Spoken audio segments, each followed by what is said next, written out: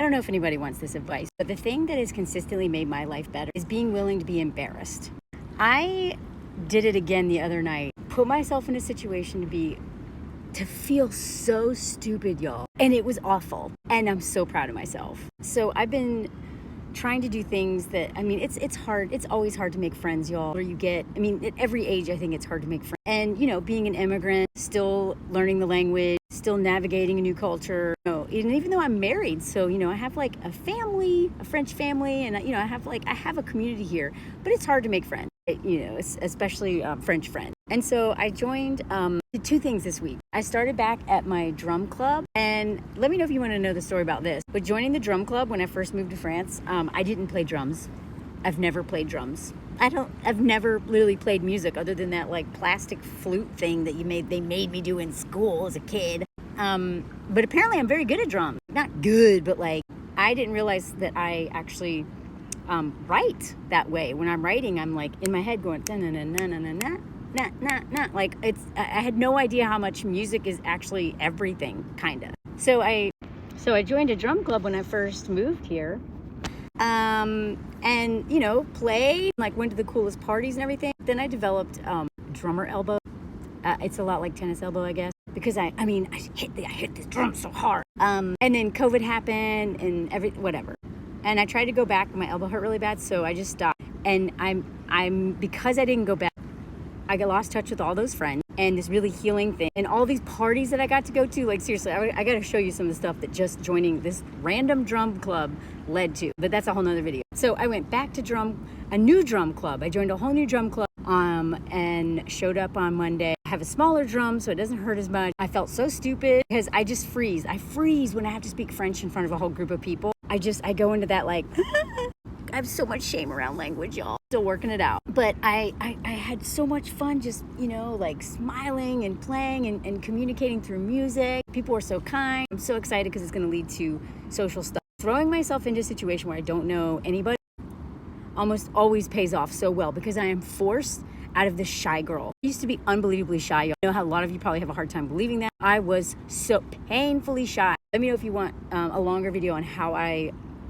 stopped being shy. Like I actively worked to stop being so terrified of the world and forcing myself to step into my voice and overcome this huge fear of mine. So then on Wednesday, I went to a dance class. Like this, so on Wednesday I went to this class and it's a mixture of all these things. Like they have a twerking class, they have a pole dancing class, they have reggaeton, they have salsa, they have everything. And I live in the part of my city, I live in Lyon, but I live in the communist side where it's, very much, the buildings aren't as pretty, but they have a lot of, very community oriented. I have so many activities and they have this dance school. You could try out for $2 a bunch of different classes. So I showed up again, like so nervous about my language level. Doing anything in another language. I learned to play drums without knowing any French. I just had to be like, I don't know what he's saying, but I'm just gonna tap, tap, tap, tap, tap. Because, I didn't speak any French when I moved here. Dumbest thing I've ever done. It worked out well for me, but I highly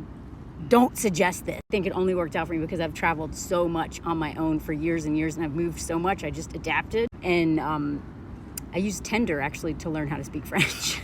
Like, let me know if you want that video. My French has gotten really bad since getting married because we speak English. By the way, if you really like my content, please subscribe, hit notifications, share it with people. It really helps me grow my page.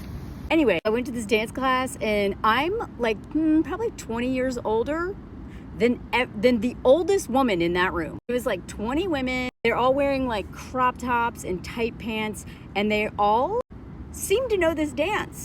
And I'm just like, I feel so stupid.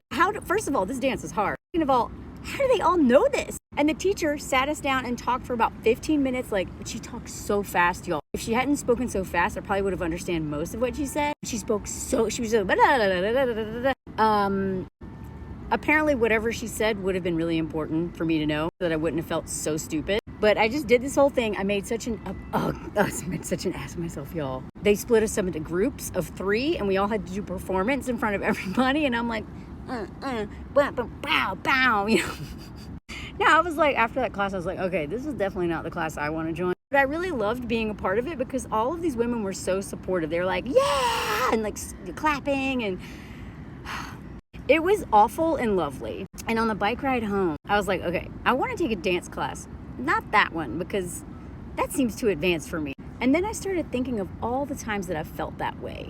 I started skiing in my 20s. I moved to a ski town, didn't know how to ski, and started skiing in my 20s when all the other people my age were like black diamond or double black diamond skiers, you know? I started comedy in 2006 when I was, in my late 20s. Everyone else there was right out of like college. I was like 10 years older than everyone in my improv class. I didn't get most of the references. Like they're always like, oh, and they do some scene and I'm like, what are they talking about? Some cultural reference because they're all the same age. I started comedy way after most of my peers. I kind of just started a lot of things at like an older age than a lot of people and felt so stupid and humiliated every time. And I'm so proud of myself because I have never lost that willingness to look and feel stupid. And even though that class that I went to on Wednesday is probably it's not going to work out, but I may join another one. I think I may try a Scottish dancing class or something. I don't know. I just need to dance. Dancing at techno in the morning by myself is just not enough. I want like community, But I would not have the life that I have right now if I had not been willing to feel stupid and like a fool on a regular basis, throwing myself into things that I know nothing about, being the worst at it, even storytelling. I showed up at the Moth. It's a storytelling show competition thing in New York. I didn't know what I was doing. My first story actually went really well, but it was, when I think back, I told it so terribly, but I was willing to do it. And then, within months I was winning competitions. Boom. You're not supposed to be great at everything. You're not even supposed to be good at most things, but you make friends, you build your confidence, and most importantly, for me, somebody who like hated myself for most of my life, I think one of my best survival mechanisms is to consistently challenge myself into doing things that make me feel proud. Sometimes that's masochistic. I got into like climbing and all those things, which was good for me, but I took it too far and it became like not about feeling proud, but about like torturing myself. But being willing to feel embarrassed, being willing to be bad at something, even relationships. Like there's no way I'll ever get married because I didn't even start dating until my late 30s and I almost got unalived by that guy. And, I didn't think that I was even capable of being married in a healthy marriage. Turns out I'm actually really good at it. Me, the late bloomer, who had such a bad track record, but I kept healing myself, working on myself, and working on how to date in a way that didn't compromise myself. And then I actually got good at it. So if you're stuck, if you're feeling bad about yourself, shame has never motivated me.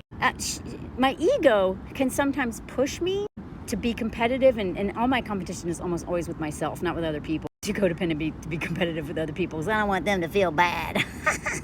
I'm okay feeling bad, but I don't want anything I do to make someone else feel bad. Like, how ridiculous is that? Anyway, but kind of challenging myself to do things that make me uncomfortable, make me feel vulnerable, really. I honestly believe that moving to a country I wouldn't know anybody, literally didn't know anybody. Dad had just died. I just broke up with my boyfriend. I didn't know anyone in this city. I moved here all alone and showed up at events being like, hi. Being able to be embarrassed. That honestly, building on being proud of myself for being willing to be embarrassed and facing my fears, that has led to a level of confidence that I don't even think any level of therapy could do. Therapy and stuff is super important, but it's different than this, and they complement each other. I don't know. Does that help? Can y'all relate? Let me know. I'd love to hear what y'all do to challenge yourself and to slowly build a person that you're proud of and that you like. I mean, I'm always going to hate myself on some level instead of the person who's just never enough, not willing to try. I'd love to hear it.